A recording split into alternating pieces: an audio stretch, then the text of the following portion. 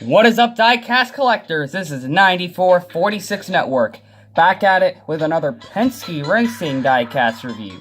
And today, we are going to be looking at Ryan Blaney's 2022 Advanced Auto Parts Ford Mustang for Penske Racing.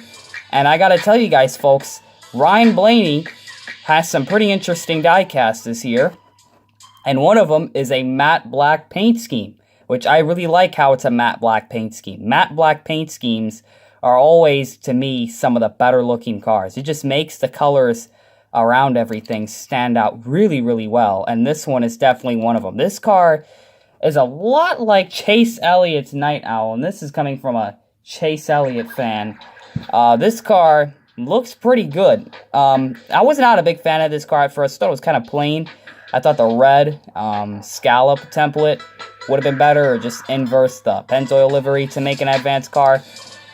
This car, though, isn't bad. Alright, this is definitely an interesting one. The silver rims kind of make this one stand out as well. I'm going to go ahead and start this one. You got number 12. No Penske logo. Penske racing cars still don't have anything underneath that headlight. You got Pennzoil, Ford, Advanced Auto Parts, Ryan Blaney. You got Sunoco, Goodyear, NASCAR Cup Series, number 12, Ryan Blaney. You got Ford, PPG, Mazak, Dent Wizard, and Discount Tire. You got number 12 right there. You got Advanced Auto Parts, Worth, Dex Imaging, right by the rear quarter windows, which are stickered out. Wabash, National, and Menards. You got a little nick mark underneath that taillight right there. Taillights are a bit crooked, but there's nothing I can do about it. Advanced Auto Parts, Michigan license plate, Ford with the 2022 registration little sticker on that. Number 12, Advanced Auto Parts, Ryan Blaney, and Snap-on. So for the paint scheme itself, not really much to go over here. It's a matte black Ford Mustang, which actually looks cool. I like, for some reason, black Mustangs look really good, and this is definitely one of them. So for the number, you got a red outline, which, by the way, that 12 has a little nick mark, a little nick decal underneath the 1, which is fantastic. Number 12, red outline, yellow number fill-in, just like the sides. The number in the front looks to be the same. Yep, it is. And, of course, the back is yellow with a black outline to it. Paint scheme itself, we're going to start off with the nose of this car. So on the under portion of this car, which is underneath the headlights and a bit over the splitter, you got a red outline and a yellow fill-in, which is huge on the side. That's the bigger color. And it goes all across the side, and it has the yellow and red, which looks interesting because it starts out like straight and then it just goes up this way across the rear quarter panel. It's not perfectly straight. It's kind of slanted. There's a lot of negatives. There's a lot of negative space on this car. Look at all, like, so what I really wish they did with this paint scheme, you could still have 12 in advance right there, right where it is. But look at the hood. Look how awesome that checkerboard pattern is, that checkered flag, I should say, in that, like, grayish color, which, by the way, has a weird fuzzy print to it, probably because of the gray. It's kind of hard to print on top of the black. But you do have the hood vents right there, which is another detail I need to point out, where the Advanced Auto Parts is in the checkered flag. I would love for them to have done that exact checkered flag pattern across the side, like underneath the 12 in advance. That would, I think that would really advance the look of this car. See what I did there? Advance the look of this car. Wow, guys, we're already, but yeah, I think that would have looked really cool, but they kind of left it plain like this. And I actually thought, was this car supposed to have that behind the 12 and the advance? And I was like, the diecast came out. I was like, okay, no. I thought I was seeing things on the Roblox games with this car. But no, this car actually is like this, with nothing behind the 12 and the advance. So, kind of plain. I will say that, but, you know, at least you have it on the hood. The back bumper, so it's pretty much the same. The red is the thickest color, and then the yellow. So now the red actually kind of gets bigger. So you see how it's like really thin, it just gradually gets larger and larger towards the back, as you can tell. And of course you got the giant yellow cheese wedge spoiler on there.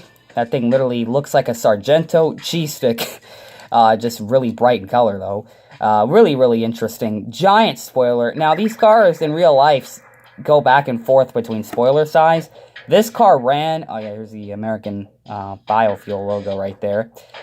This car ran the Daytona race, the cutoff. And this car had this giant, was it the giant yellow? I'm pretty sure it was a super speedway, and the yellow spoiler was big. So this diecast is accurate for that, at least. I don't know about the other tracks, but you are getting a pretty cool-looking colored spoiler, which I do like it when they color spoilers and splitters, and it just makes the cars, gives them a bit of an accent color, and I really like that. Kind of a weird decal printing going on here, because look at this. You got a bit of, if you get a closer look at this thing, it's got a bit of a fold right there, and I don't know. These spoilers, they really need to work on painting these things. They are definitely not the best. Now, the rest of the car, besides tiny nick marks here and there, like I mentioned in the back, you know, the car isn't terrible. They just need to work on painting those spoilers. So, yeah. I don't paint spoilers on customs. I just, whatever body color it is, the spoiler's going to be the same color. Like, if I'm painting a white car, the spoiler's also going to be white. I don't paint it black or do anything like that for this exact reason that it just comes out really, really weird. So you have that going on the spoiler. Other than that, that's where it ends, folks. There is not a lot going on with this one. So pretty simple paint scheme. There's not a lot of detail to it other than just the checkered flag pattern on the hood. Everything else is just kind of a flat color with just a bottom like.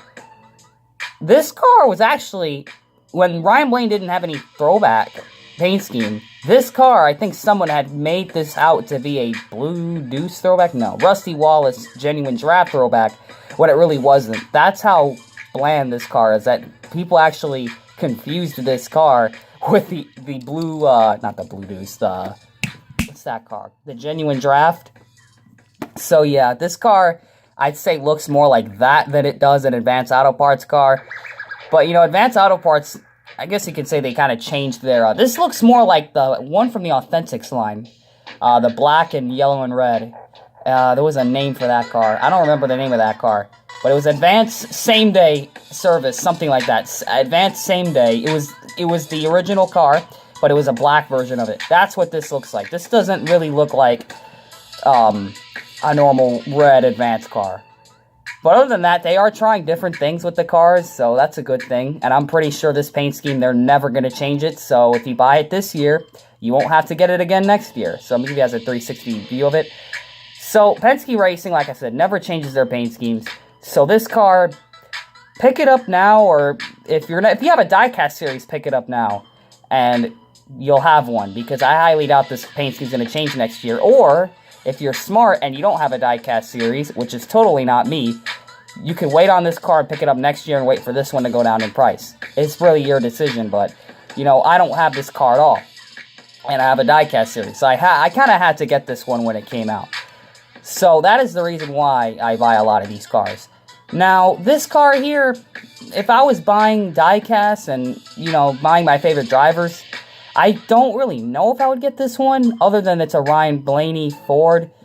Yeah, if you're a NASCAR diecast collector, you might want to get this this year.